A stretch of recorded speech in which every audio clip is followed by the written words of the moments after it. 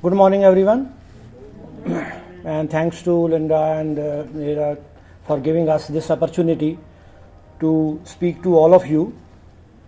As she has already mentioned, I am a medical doctor and a public health person. My colleague is also involved in various public health activities, and we are not here just to teach you about media, how to generate stories, how to see that the things are prioritized. That is not our job. I and my colleague are here just to share with you one of the greatest public health challenge currently we are facing.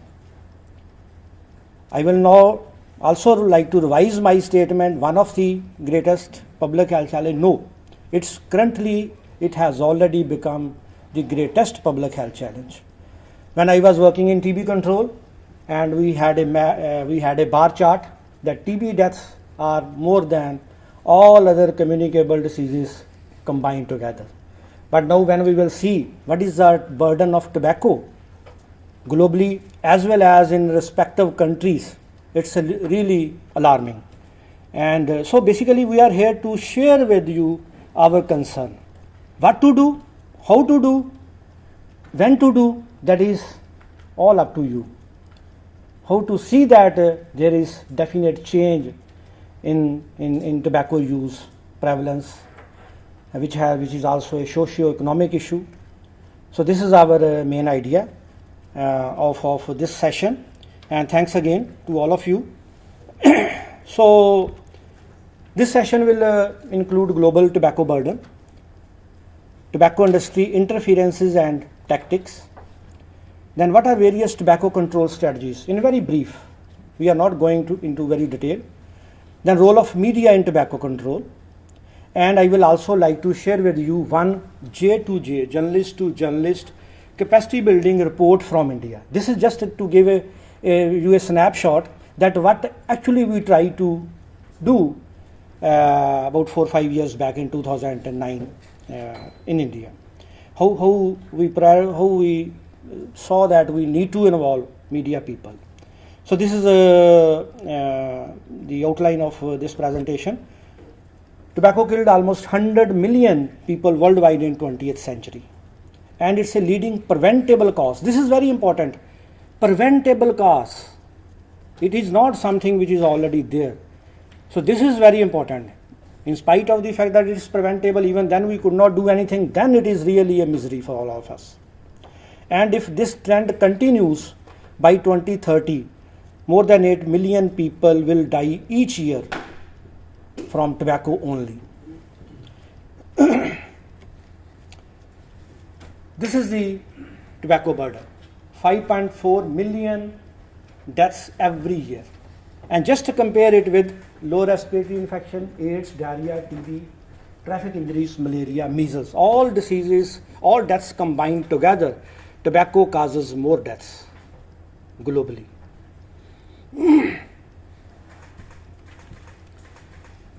So to sum up, about 5.4 million people die each year, about 13,000 each day, and 560 people every hour because of tobacco related diseases.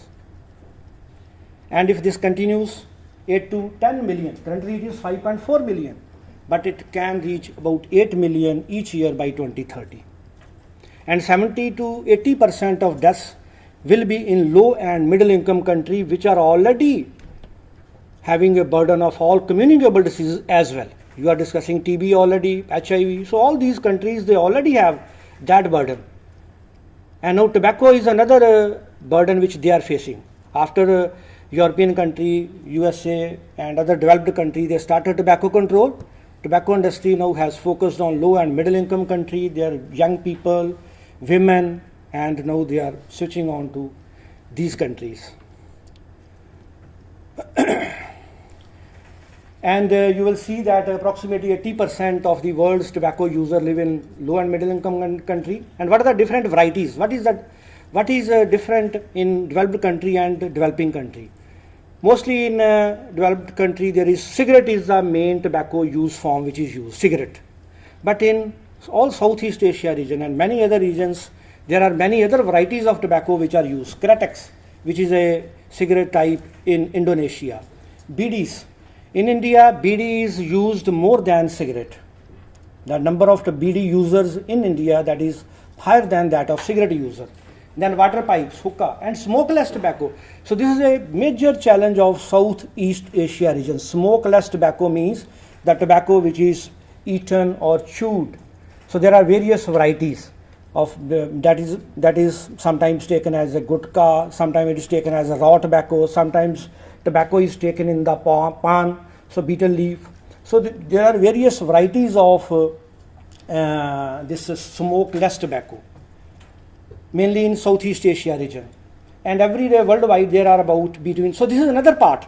When we will talk of tobacco control, this is the last bullet which you need to keep in focus. 80,000 to 100,000 young people start every day. And how tobacco control happens? Tobacco control happens, we need to stop these people from starting to use tobacco and help those who want to quit.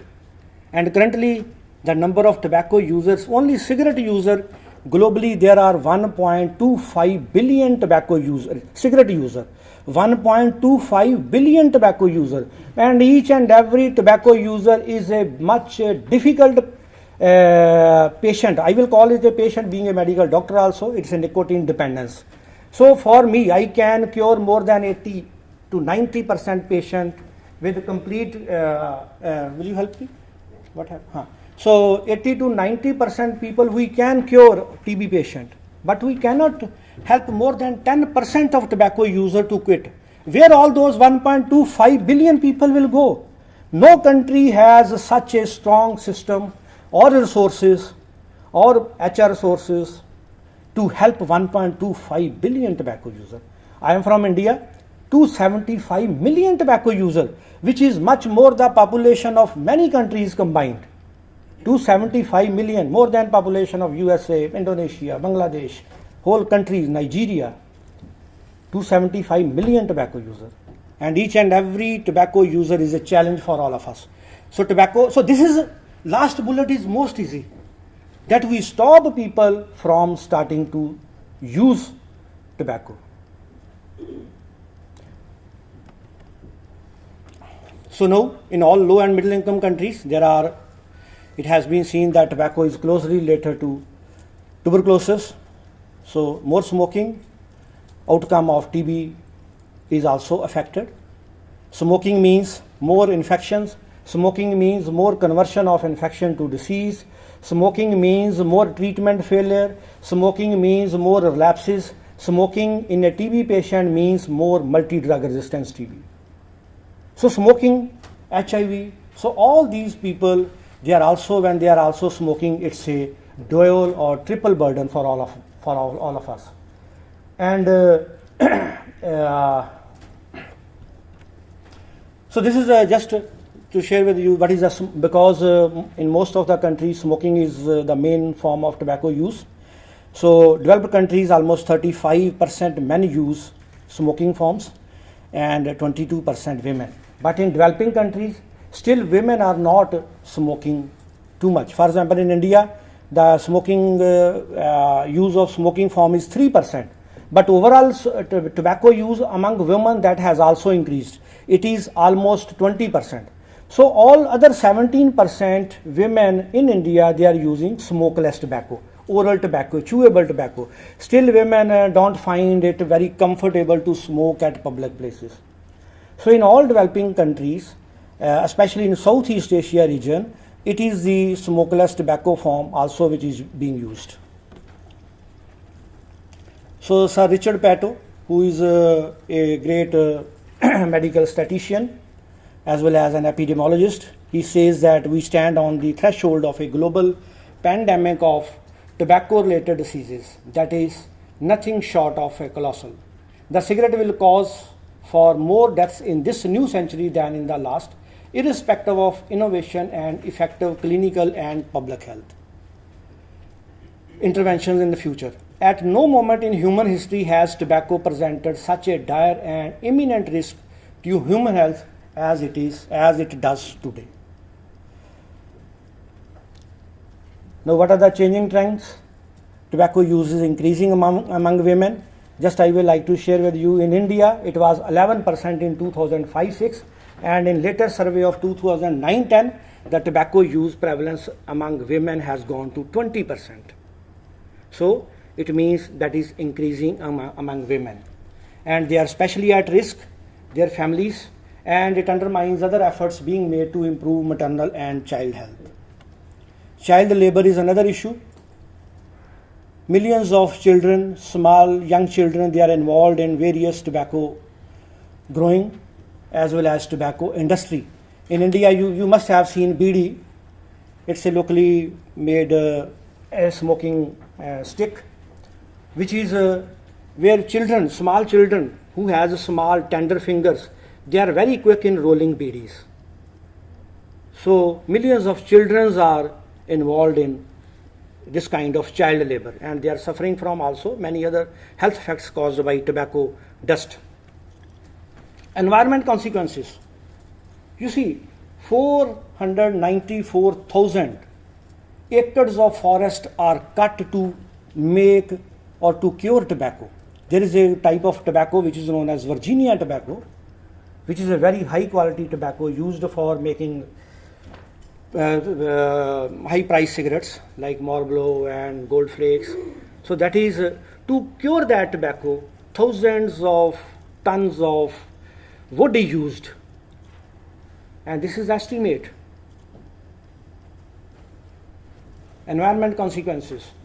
And also people say that wherever tobacco grows, no other crop happens. At least it takes 10 to 15 years after a new crop can be grown. So it leaches out all the nutrients from the soil. Cigarette BD butts, it's a major source of litter and fire. Now if someone asks what are the health effects of tobacco, no need to think. Start from head, go to toe. Every part of the body is affected by smoking. This side is a person affected directly who is smoking, and another person is second-hand smoke. So second-hand smoke is also a major burden. 600,000 deaths are caused by passive smoking globally. 600,000 deaths. So second-hand smoke.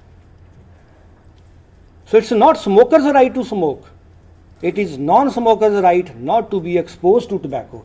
So these things these things are basic tips which you as a journalist, as a media person need to focus. It's not smokers' right. Smokers' right ends where it starts affecting the health of others.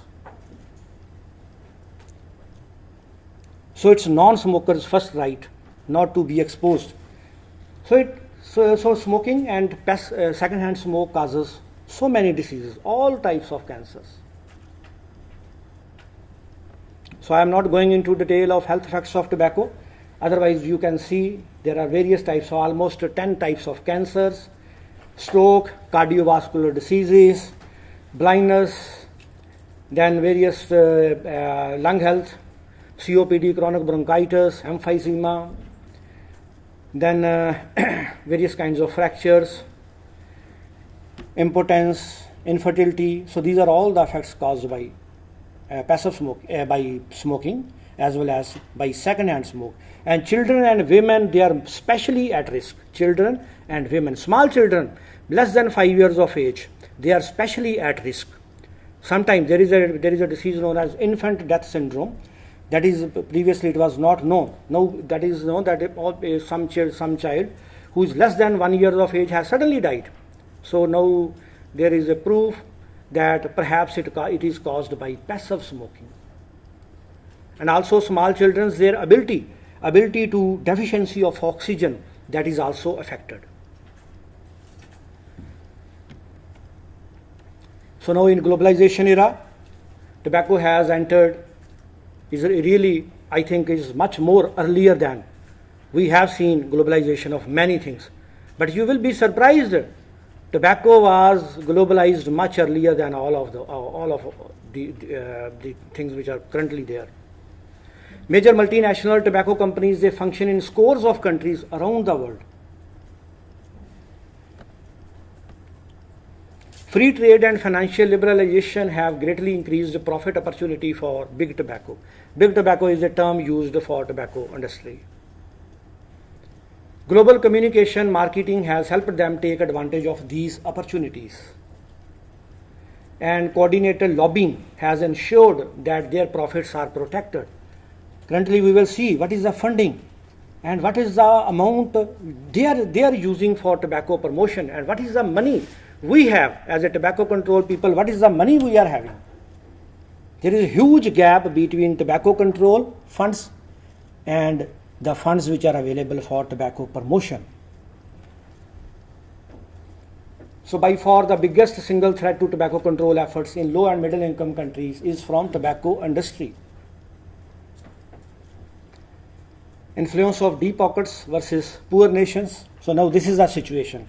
As I mentioned, our 5 countries, they are also TB high burden country, they are also tobacco high burden country. India, China, Indonesia, Bangladesh, Nigeria. They are the 5 high burden tobacco countries, they are also high burden TB countries.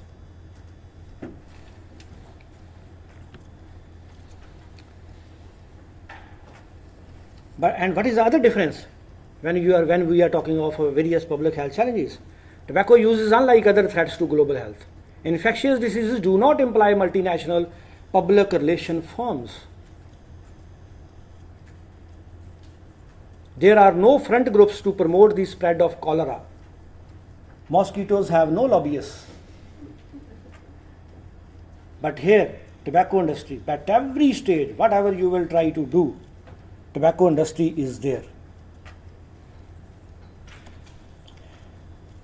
Tobacco exports, now you see, on one side, definitely a political commitment is required.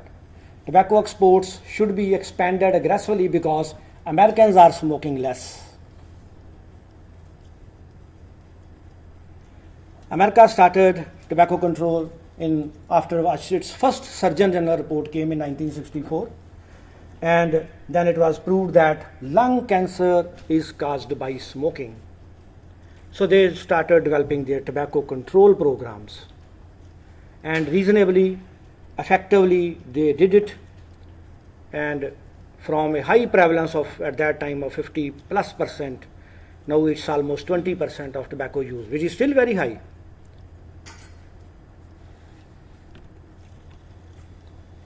Global expansion. Philip Morris, BAT, British American Tobacco and Japan Tobacco companies, they operate in 50 countries each and had combined tobacco sales turnover of $120 billion, a sum greater than combined GDPs of so many countries.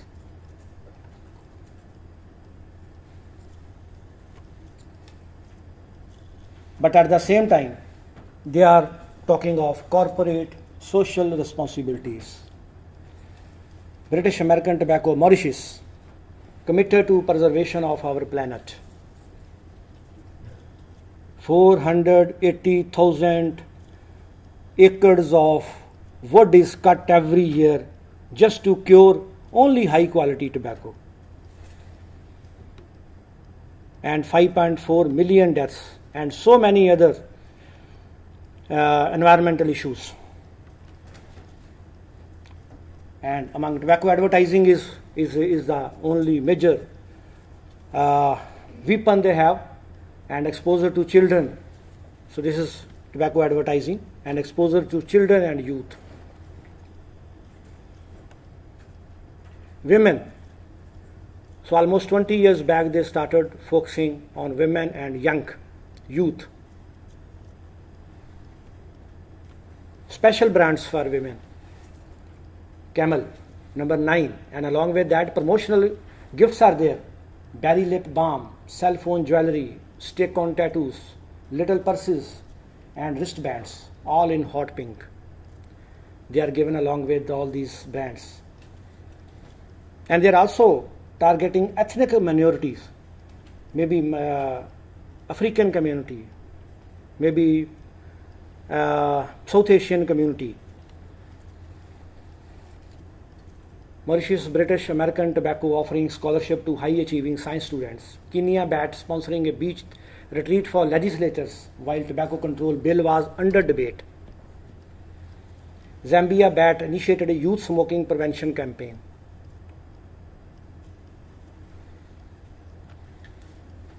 So it's really a great challenge.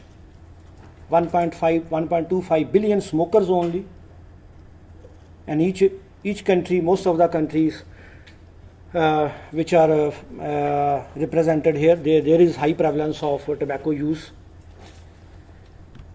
and it's a preventable cause. So these are some short messages. Preventable, it's a preventable issue, so it really needs to get more and more attention from all of us. So what are the tobacco control efforts which has happened in last few years? First of all, please see the funding. Tobacco control is very much underfunded. If you compare it with GDP, high income countries, they are getting revenue of $205 per capita, and they are spending only $1 on tobacco control. Middle income country, income revenue from tobacco $28, but spending is only $0.005. Tobacco is very much underfunded. So as a media, as a journalist, we need to see that how we can prioritize tobacco control in our respective countries, how we can highlight this to policymakers. And just I will share with again little bit from India. India got about 1400,000 crore rupees, Indian rupees, as revenue in the year 2012, and our budget is only, no, this is very recent, that about 1,000 crore rupees is our budget for tobacco control. Similarly, in low income countries, $7 is revenue per person, per capita, and spending is very much less. See another underfunding. Compare it with AIDS, TB, malaria, tobacco. AIDS, number of deaths which are caused annually is about 2 million number of deaths. Funding available about $18 billion. $18 billion. Similarly, compare it with TB. TB deaths are about here, and funding. TB deaths are caused by about 1.8 million, and funding available is about $3 billion. And for tobacco, now see tobacco. Deaths caused about 6 billion. Funding available. Very little funding is available for tobacco control globally. So tobacco is underfunded when we compare it with other diseases also. So what are the tobacco control efforts which has happened? First of all, they are very, very comprehensive efforts, are very, very, very, very recent. Although just I shared with you, USA started tobacco control after its first Surgeon General report came in 1964. Many other countries also started, but comprehensive efforts came with FCTC, Framework Convention on Tobacco Control, which is a public health treaty, first public health treaty which was negotiated under WHO, and it has been signed, it's evidence-based treaty, and now it is signed and ratified by about 178 countries, and El Salvador is the last country which ratified it on, I think, 14th July this year, 2014. So 178 countries has ratified FCTC. Ratification means now they are legally bound to take action on tobacco control in their respective countries.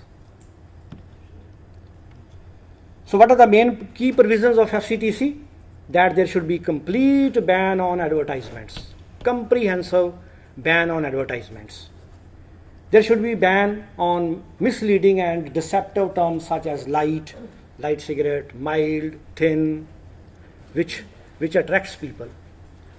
There should be a pictorial warning, rotating picture warnings, not less than 30%, although it should be more than 50%, but it should not be less than 30% on principal display area, of the product. If this is a cigarette pack, so this is all side is principal display area. So it should not be less than 30%, but it should be, otherwise it should be more than 50%. So secondly, we must have policies to protect people from second-hand smoke. This is another recommendation by FCTC. Also, the tobacco taxes. So we should raise tobacco taxes. Tobacco taxes is considered as most effective tobacco control policy. So so we have 5 policies, 5-6 or policy: advertisement ban, pictorial warning, protection from passive second-hand smoke, and tobacco taxes. So tobacco taxes is considered as most effective policy. If we raise tobacco taxes by 10%, in low and middle income countries, the tobacco consumption goes down by 3 to 8% sometime, because it depends upon the type of society. Otherwise, it is 3 to 4% reduction happens if we raise tobacco taxes by 10%. So basic price of tobacco must go up. Only then consumption will go down. And it is most effective strategy where government is not going to spend anything. You see, you will be dealing with many other already: TB, HIV, AIDS, malaria. We have to see that services are available. For TB, we have to see that TB diagnosis services are available, treatment services are available, HR services are available, same for malaria, same for HIV. But here, tobacco control is very cost-effective thing. Hardly any money is spent. Only governments needs to make policies and then see that their policies are implemented. Government passes a law, ban on smoking at public places. No money spent, only the law passed by country's parliament. But then we need to see that the law is enforced. So in low and middle income country, another challenge is that we have laws, but implementation of the laws is poor. So this is another thing which should come to your mind when you will be dealing with the tobacco issues, that implementation of law is a major challenge. So prohibition of sale to minors, this is very important. Many countries have a prohibition of sale up to 18 years. Few countries have gone to 21 years. And recently, New York in America, I think they have gone to 25 years. Prohibition of sale to minors. So this is very important to protect our youth, because most of the tobacco initiation happens before the age of 21 and 25. So we also need to see that illicit trade of tobacco is also limited. And we also, these are other some measures which are there. And this whole, so one thing which you should keep, one is FCTC. So please go to WHO website, read it. It's a very, there are many other issues which have been discussed. Like there are 2 types of tobacco control strategies. One is supply side, that we need to bring supply down. And other are demand side, that are demand reduction measures. So that is all mentioned in FCTC, so I am not going into that detail. I am going into a detail this little bit a comprehensive approach. Based on FCTC, WHO has designed a package. You know, there is a package in DOTS, directly observed treatment, short course. There is a package of TB treatment services. Similarly, in tobacco, this is a package of tobacco control. M, monitor tobacco use and prevention policy. We must aware that what is the tobacco use habits in your countries. Every country we should have all detail about tobacco use. Second, protect people from tobacco smoke.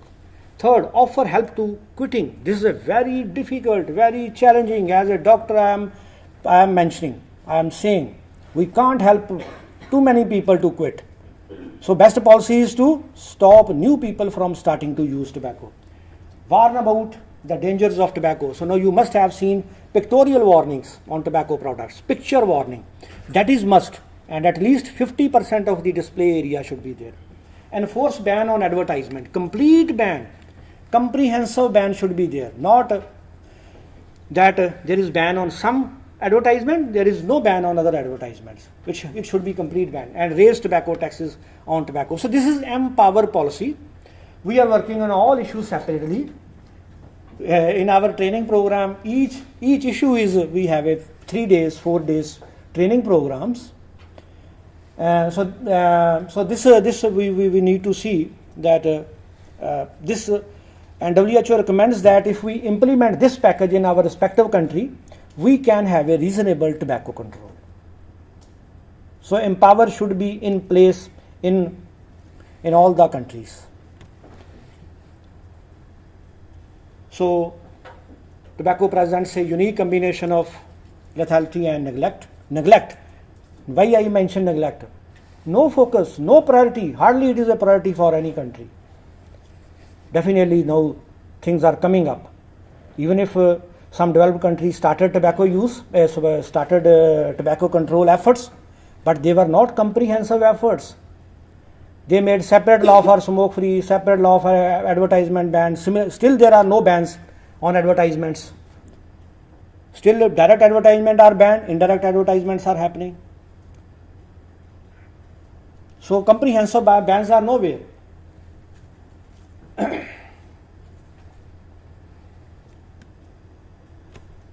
So now third part is, now what is our role? Little bit about how media was involved in tobacco control, in tobacco consumption, I am saying tobacco consumption.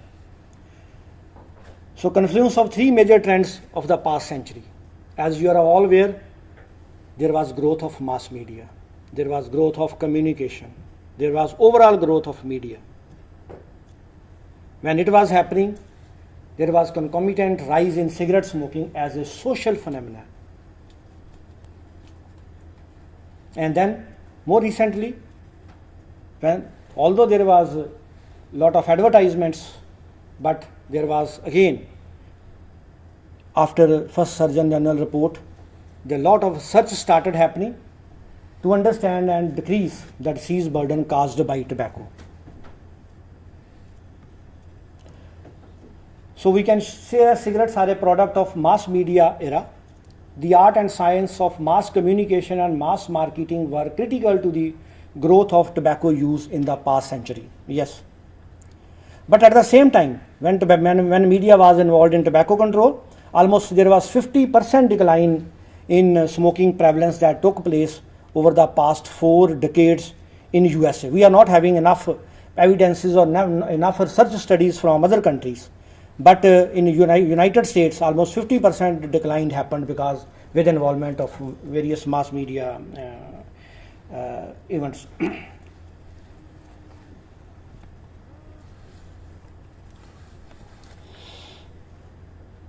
So basically those who are currently in media and who have privileged access to media should carefully choose words and images to counter tobacco industry. So we need to see how we can counter tobacco industry. Misinformation, all is misinformation and temptation aimed at the youth. Unless we think and feel that we are fighting a lethal battle against tobacco use, we will not succeed in stemming the forces and promote it. We must understand about how tobacco companies use media to their benefit. And finally, media has great ability to both encourage and discourage tobacco use. So I will just like to share with you that currently media is supporting tobacco control. What we have seen in few countries, in my own experience in Southeast Asia region, media is providing stories or supporting tobacco control. But it depends how the people who are engaged in public health, how they interact with the media, how they explain to them different issues. So this is very important. And it plays a broader society role. It's not, tobacco is not only that it's a product only being marketed. A lot of socio-economic burden is there. So finally, I would like to share with you very quick project which we did. It was journalist to journalist capacity building report project, where we built capacity of vernacular media in India. Vernacular, basically there were 2 languages which Hindi, Hindi is a major language in India, and Urdu, which is also used in some northern Indian states. So it was building capacity in vernacular media in India to report on tobacco control issues, and the project was implemented by India Media Center for Journalists, which is based in Lucknow. Tobacco control, what was the background? Basically, what has been seen that there is reporting in big cities, but tobacco control issues are poorly reported in regional and local language papers in India. India is a big country. Almost there are more than 80 cities with more than 1 million population. And in addition to that, 70% of about 1.25 billion people, they live in small villages as well as small towns. Hardly there is any reporting on those areas at that time. So how to see that the reporting in regional and local languages papers for those areas, that is also is increased. Given its high use, any effort to research and report on tobacco control issues is met with resistance from people, decision makers and policy makers. Secondly, implementation of the national law. Actually, India's national law was designed in 2003. So there was no enforcement of legislation. So the focus was how we can increase the implementation and enforcement of the law and legislation. And these 10 states where this vernacular media is there, so 68% of India's population is covered in these 10 states. And poverty and tobacco consumption are also high in those 10 states. So we identified IMCFJ to increase awareness about tobacco control issues through a journalist-centered and journalist-led interactive program. Journalists were teaching their colleagues. IMCFJ has been involved in building capacity of vernacular media since 1999, and it was previously established in 1956, and currently it has about 7,000 Hindi and vernacular reporters in the country. So overall objective of the program was to organize a media briefing, first of all, workshop to get support from leading Hindi and Urdu media proprietors and journalists to support and increase tobacco reporting. Second was to conduct journalist to journalist briefing workshops for about 240 journalists. So in the project, there was one big workshop for proprietors and senior journalists. There was 10 state level workshops for 240 journalists, and idea was to generate about 300 articles in vernacular press between September 2008 and 9. And also to identify 20 to 30 journalists to be mentored to write continuously on tobacco control issues from their cities, districts and. Yes. May I say, our journalists are all going to get the slides, so they are going to have all of this detail. We have about a half hour left. Yes, I'm finishing only in 5 minutes. Great, because we'll have a lot of questions. Yes. We also want to make Yes. sure all have a chance to speak. So this was the project objective. So what were the various training methods? IMCFJ with technical support from Union Office, that is my office, developed content and teaching method aligned with the strategy on location and timing of J2J briefings. The sessions contextualize the tobacco problem to the state. In India, every state has its own tobacco use habits, own tobacco use prevalence. So every effort was made to see that we have local issues to be discussed there. All material was translated into Hindi and provided as paper copies. So various teaching methods which were used. So I will skip that. So what were the achievements? There was greater support to coverage on tobacco related stories in local and regional press from media proprietors and journalists. 540 participants in this, although our target was 240, but finally for 540 participants, 298 journalists, 242 media intern and students of journalism trained who published nearly 905 articles, in contrast to our objective of about 300 articles. There was greater coverage in major Hindi papers. Nearly all regional Hindi and Urdu papers reported on tobacco related stories. Top 10 Hindi newspaper devoted more than 70 full pages to tobacco related stories during 8-month project period. Now you see this one. This is the first column, May 7 to September 8. Only 37 stories were reported, but only in next 6 months, almost 137 stories were on tobacco-related issues. Only in major papers. I am not including, as I mentioned, there were about 22 major papers, and then again there are 120 others. So there was a major increase, 270% increase in tobacco-related reporting. And if you see what was the area, coverage area, so complete 17 full pages of the paper, they were devoted to tobacco control in different papers. If we see the space which is dedicated for tobacco control. Theme-wise breakup, most of the stories were related to health-related issues in national papers and again in regional papers. Tobacco industry and national paper, definitely few stories were there on tobacco industry interference or tobacco industry activities, but at regional level hardly anyone bothers about tobacco industry, although there is major interference at small village and town level, but there was no stories on tobacco industry interferences.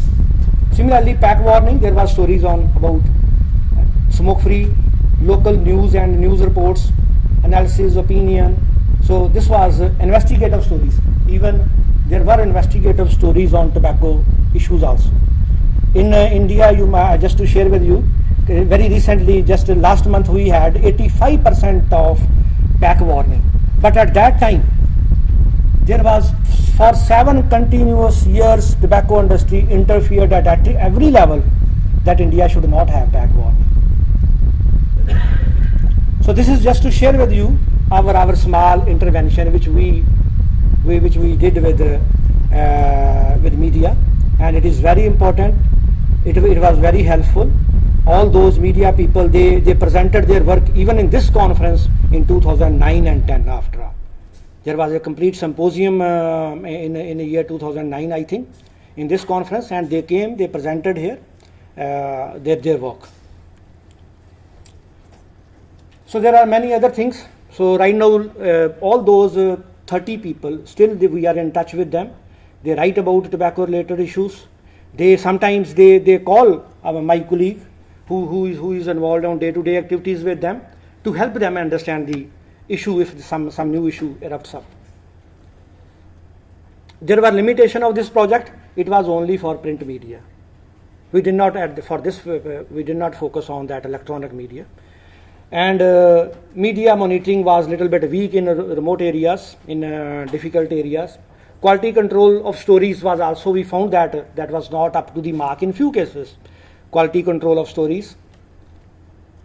So finally, so both the tobacco industry and tobacco control forces are using media to influence the attitude and behavior of public. Media can play powerful influence to curtail tobacco use. Media communication play a key role in shaping tobacco-related knowledge, opinions, attitudes, and behavior among individuals and within communities. It plays an important role in getting health messages across to different sections of the society. Even in my 6-7 years of short tobacco control work, I have already been able to see these changes in my countries of my region, India and Bangladesh, Nepal, Indonesia. Media can break the myths about tobacco and those caused by tobacco advertising. And mass media campaigns and reporting designed to discourage tobacco use can change youth attitude about tobacco use, curb tobacco initiation, and adult suggestion. So thank you very much. Anything? I am open. I really appreciate that presentation, and I think one important takeaway for this group is the idea that media is important in this issue and that you all can really have an impact.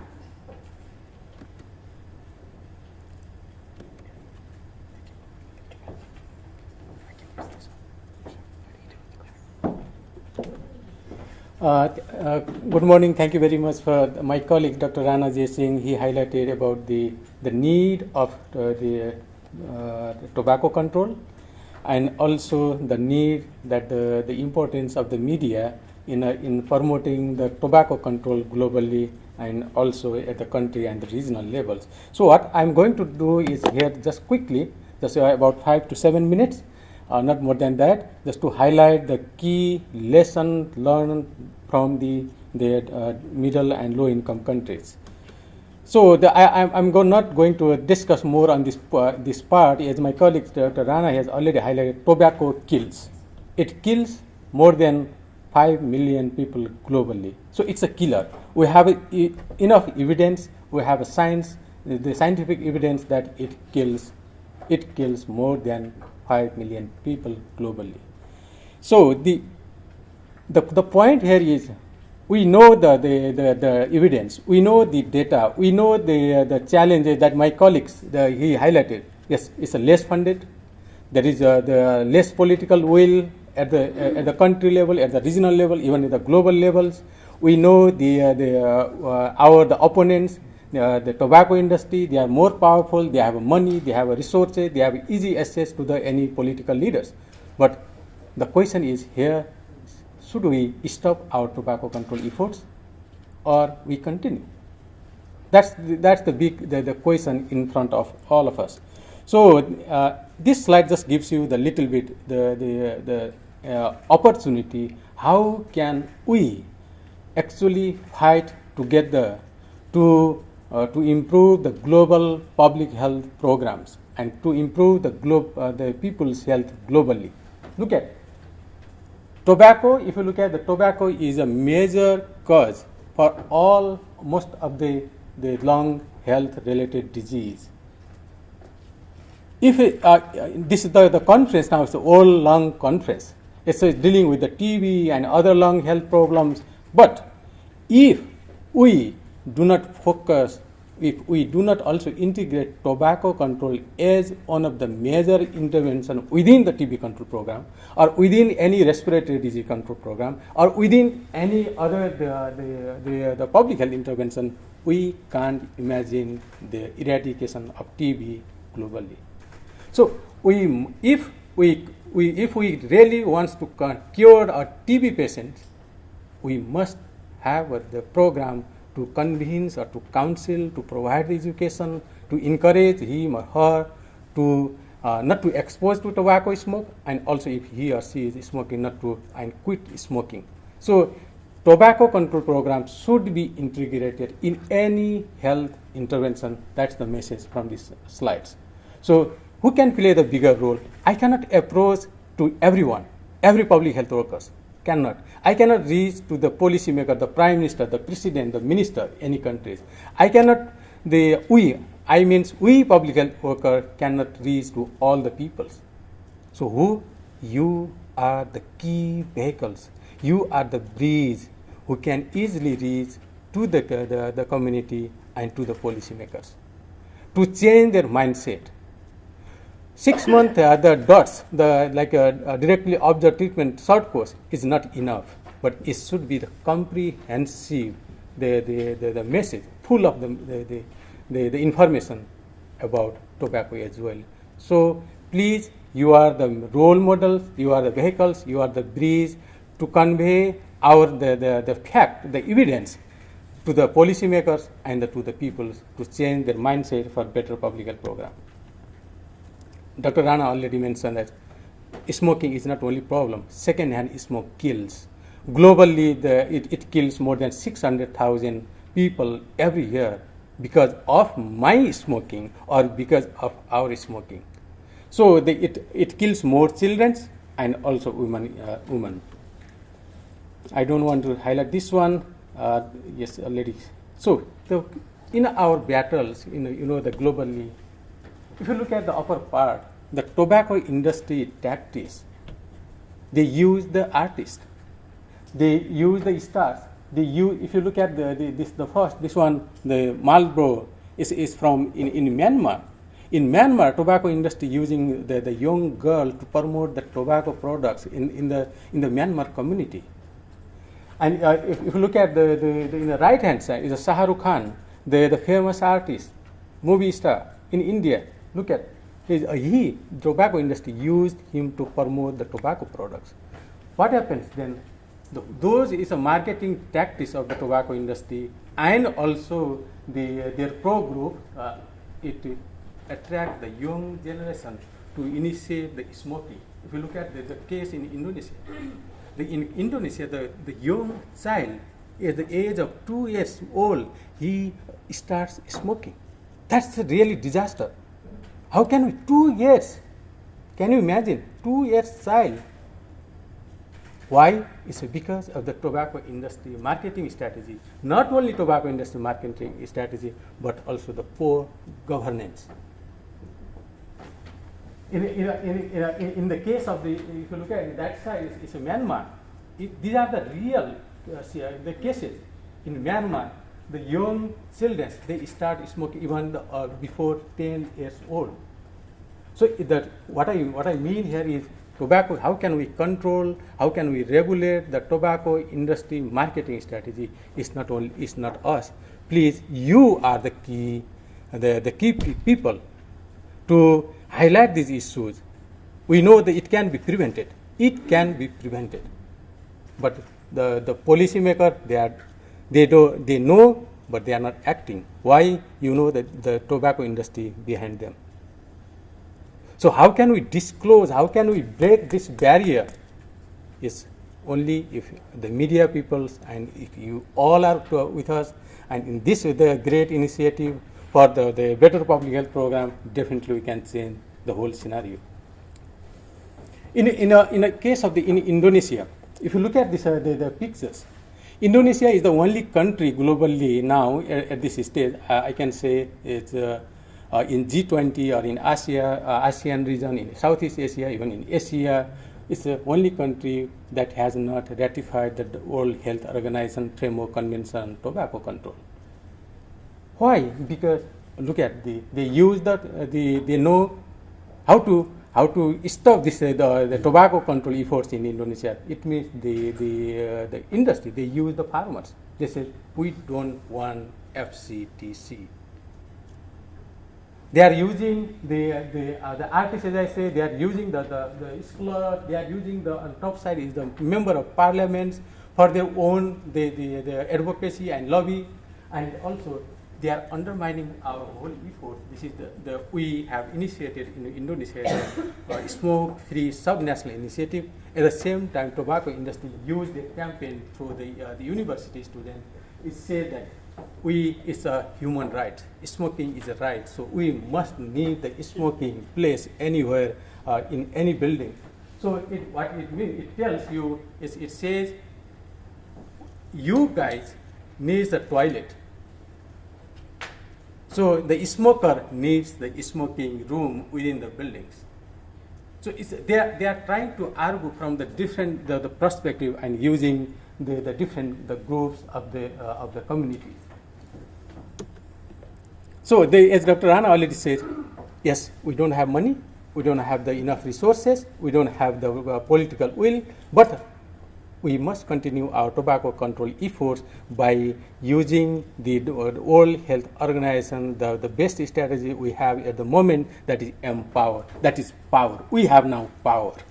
So we must, with or without any money, we can implement this power at any settings. So I would like to highlight here, even in the difficult situation in Indonesian context, we have started smoke-free initiative at subnational level since 2008. In 2008, there was no any smoke-free initiative. There was only the one city with a partial ban of smoking, that is Jakarta. But with the support of the media, actually in Indonesia, media has played the bigger role to influence the subnational policy makers, that's the mayor and governors. So with the support of the media and also support of the other groups, at this stage now we have more than 22 cities and 6 provinces that covers about more than 50 million of population in Indonesian context. Just I would like to share with you that Indonesia is the home of more than 65 million smokers. and more than 130 million passive smokers. So it's a huge problem, and the country only the tobacco kills almost more than 200,000 people in Indonesia. So it's a second-hand smoke is a major also killer. If you look at the sorry, I will just give me the 2 minutes more. So we have evidence that second-hand smoke kills.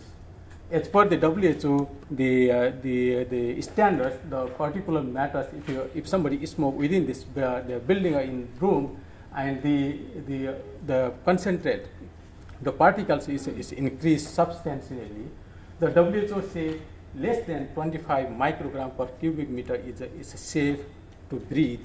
The air is safe. But if you look at we did this study in Indonesia. If you look at the smoking, really increased the indoor air pollution. If you look at this one, it's indoor places with smoking. This is the particular the indoor air the level of indoor air pollution is more than the 250 somethings. So if we ban the smoking, it reduces substantially. It's less than 60. It's still high. There are some other the risk factor of to create the indoor the pollution. But if we really ban the smoking, then it cleans the indoor air substantially. So the another example is like it's a really the great example from the Indonesia as well. There was the tobacco industry they call the Old Tobacco Asia Expo. They tried to they organize this in Bali, Indonesia in early this year. The German's tobacco industry. But what happens? So if media supports us, what happened? The media really played the critical roles to convince the governor of Bali and also the local stakeholders as well to ban this old tobacco Asia. So what happened? Even the central government in Indonesia, they have given the permission to organize this expo in Bali, but when this was the release in the late 2013. Then we have worked with the media people to really disclose this all the side effects of this the expo, and then finally the media really convinced the governor of Bali. Look, the city is we need to welcome the tourists. We must clean our city, but we should not welcome to any the tobacco industry that kills the people. Finally, the Bali governor has stopped this the tobacco the expo in early this year. So there is. We know we have a challenges. We know we have the less opportunities. We know we have the less resources. But we know the media can change the whole scenario, even without any resources. Just another one example I would like to give you here is, as I said earlier, the Indonesia now is the smoke-free initiative is advancing at the subnational level through the support of media and the local policymaker, that's Mayor Alliance, and it has been now rolling out throughout the countries. Their key strategy is to create a smoke-free policy at the subnational level and also ban the tobacco industry interference at any levels. Yes, thanks.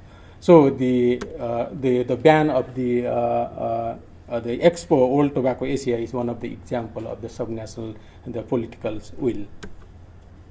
This is from the Myanmar.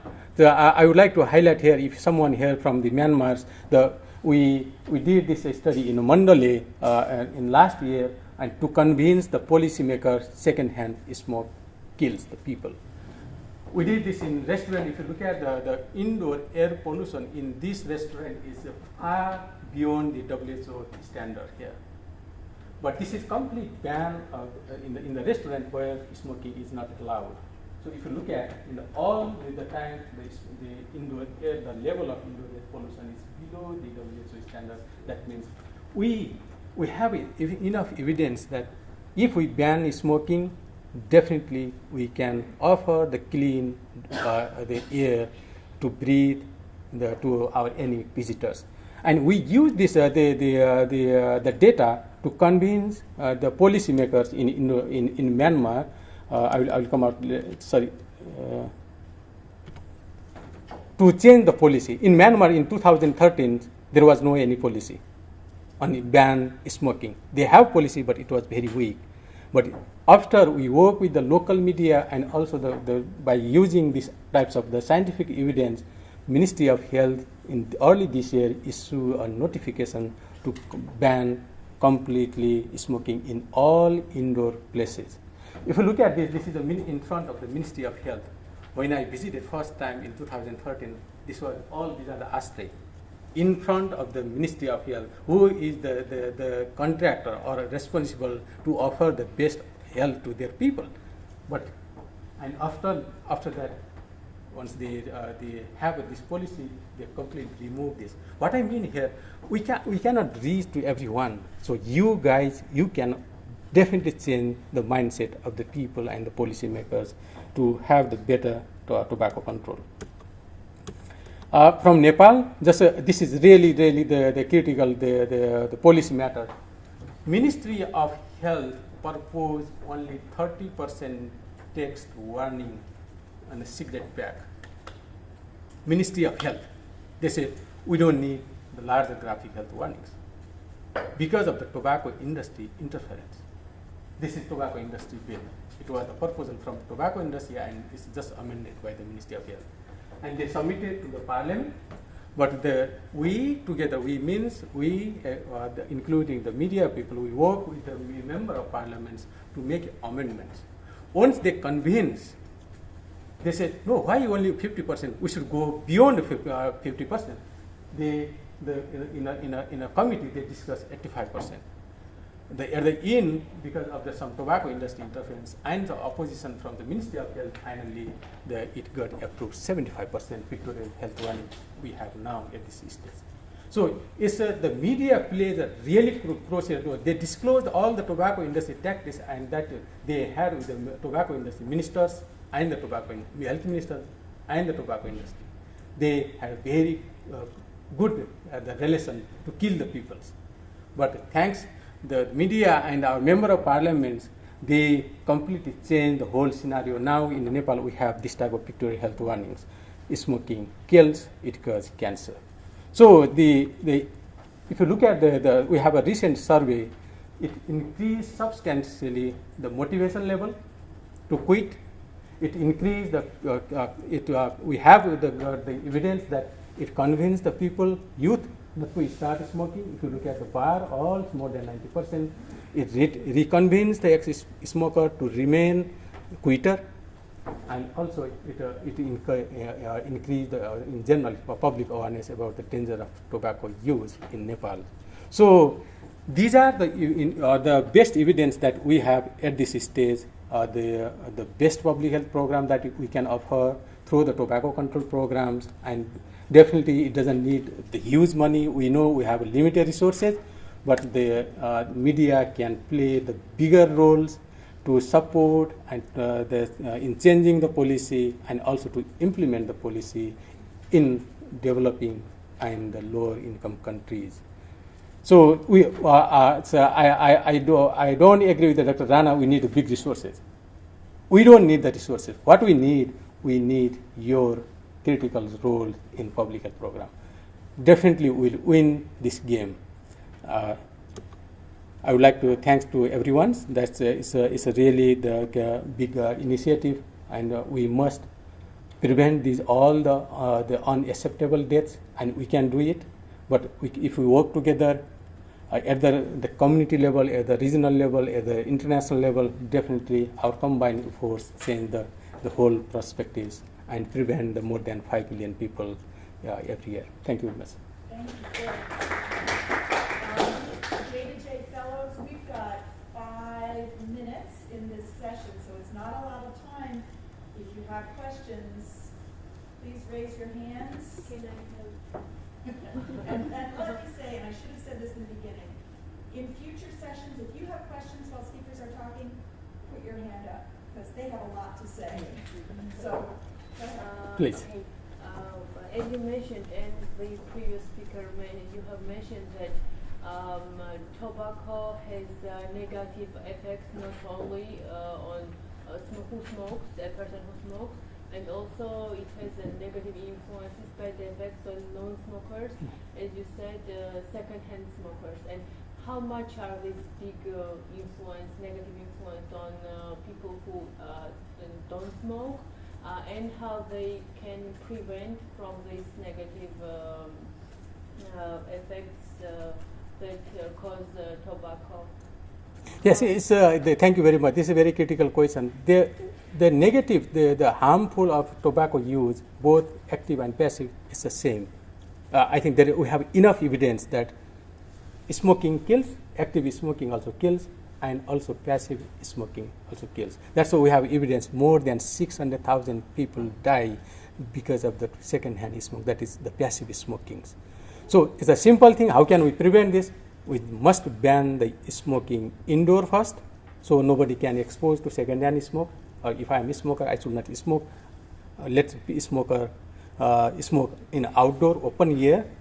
And it has two benefits. If we ban the smoking all indoor, that would also encourage the smoker not to smoke in their home as well, because that's it's a very convincing the strategy. So like for example, in this building we can't smoke. It's not allowed, and it gives me the message that, oh, if I smoke inside my home, it may kill to the family member as well. So ban completely smoking indoor places. That's the solution. So as I showed you the one slide, the comparison of the indoor air pollution, the smoking places and non-smoking places. You can see the difference. So protection from complete protection, 100% smoke free should be there. No indoor smoking. Put your hands up, guys. We got a couple minutes left.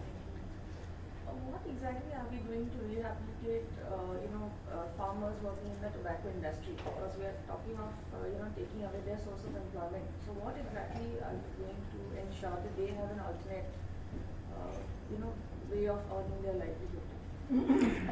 Maybe Dr. Rana has more information about this. Quickly, I'm from Nepal and also the Indonesia. We worked in these countries, but the farmers is not a problem, because they know this is it's not there for the whole year the farming. In Indonesian context, even the tobacco industry use the farmers to block all the tobacco control policies. But when we did the investigation at the ground level, the farmer they only do the 4 months farming for tobacco, and the rest of months they do other farming. And it's their own. They are not interested to continue this tobacco farming, and slowly they are from their own initiative they are moving from this tobacco farming to shifting to other, like a vegetable, sugar cane, and the other things in the Indonesian context. In my country, I'm from Nepal. We have the report that tobacco farmers they are themselves switching the farming because they don't see any profits from this the area. So they are shifting almost to the sugar cane. The farming in my countries, the Ministry of Agriculture report shows that it's declined from 20% to 8% this year. So it's not because of the initiative from the government, but it's from their own initiatives. So I don't think it's a huge problem, but definitely you asked the right question. The tobacco industry already, they bring this issue front, or it will kill tobacco farming, tobacco marketing, the employment, all the things. It will also kill the national revenue. That's all are false, the argument. But definitely government has to think something to have some alternatives, the mechanism for tobacco farming as well. Rana, yes, so in India, we had a consultation for alternative, both for employment as well as alternative crops. So many other cash crops are alternatives for tobacco. But currently, because of pressure of tobacco industry, basically, as Dr. mentioned, and Dr. Tara Singh mentioned, tobacco farmers are still willing. Still, even under FCTC, Framework Convention on Tobacco Control, FCTC does not consider interaction with farmers as interaction with the tobacco industry. So there are some alternatives, but still definitely countries need to focus on that also. but it's not a very big issue as far as tobacco farming is concerned.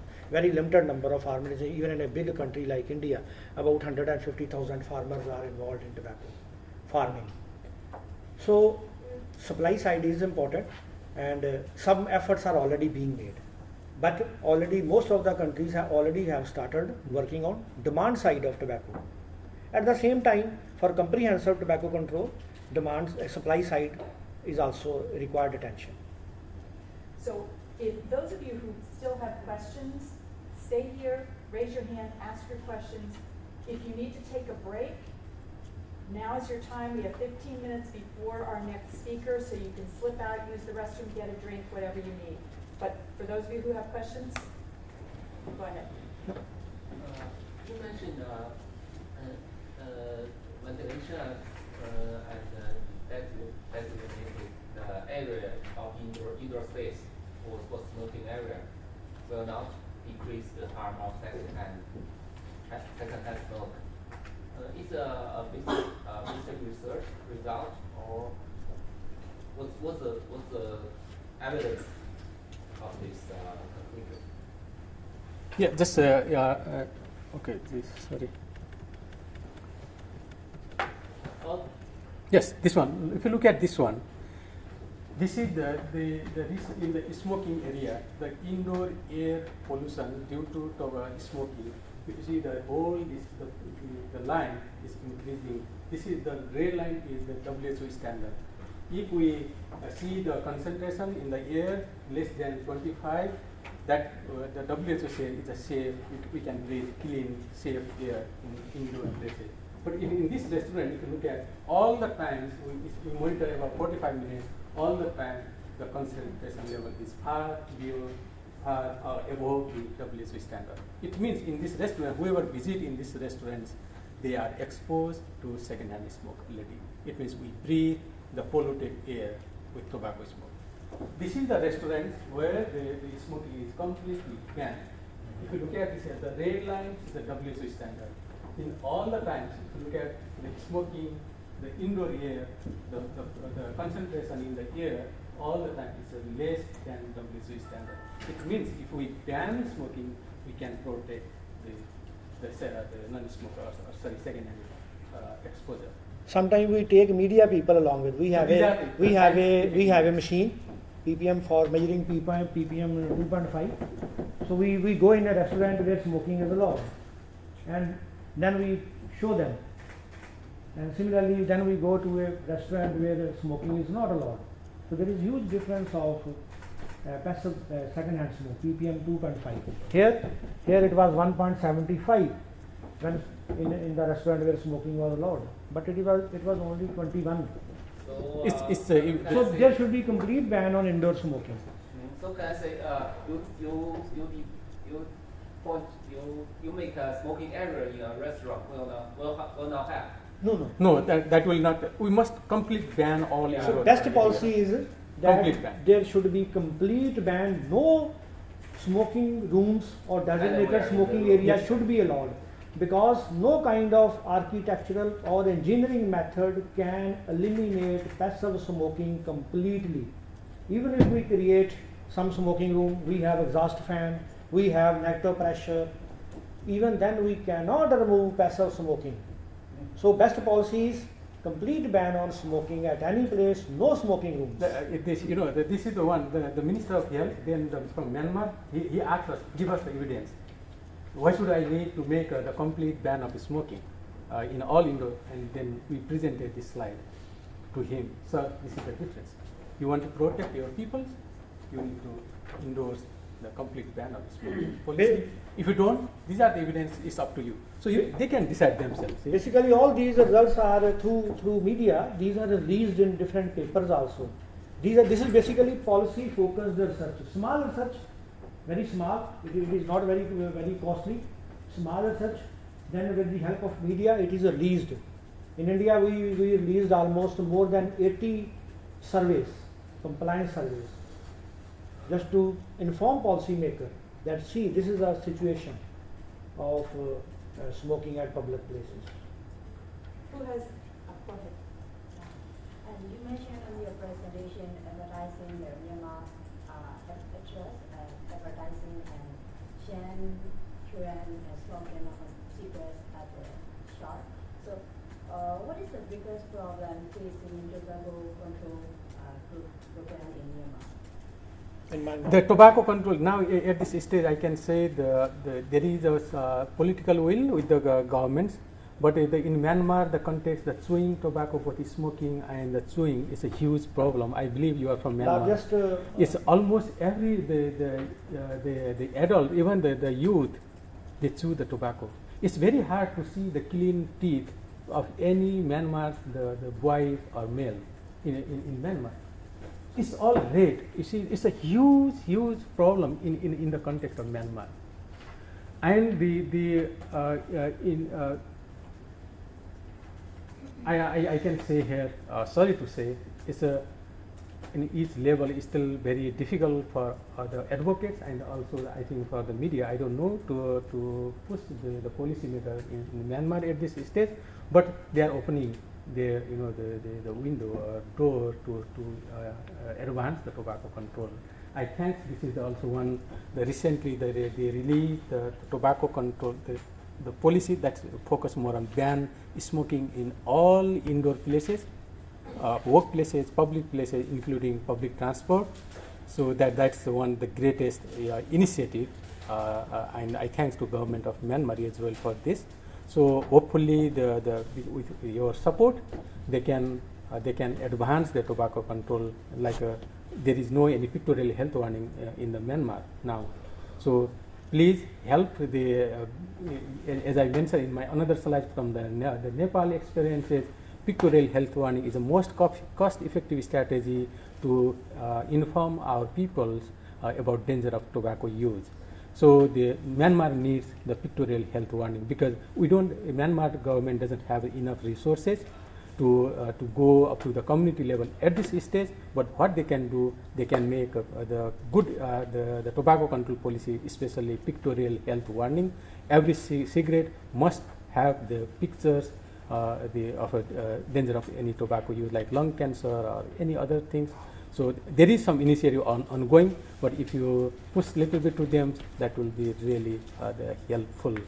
What she can do? No, 1 second. What you can do, that for example in Southeast Asia region, now all countries have, I think, pictorial warnings. So you can have a table, name of the country, and what is the size of a pictorial warning, and Not the U.S. Not the U.S. No. No pictorial warning. No. Yes, Southeast Asia region at least. Sometimes we compare it with our own region. So what is the size of pictorial warning? So you can always recommend or you can always generate stories that Myanmar still not having pictorial warning and all other neighboring countries. So something like that. So this has happened in India many a time, in almost every country.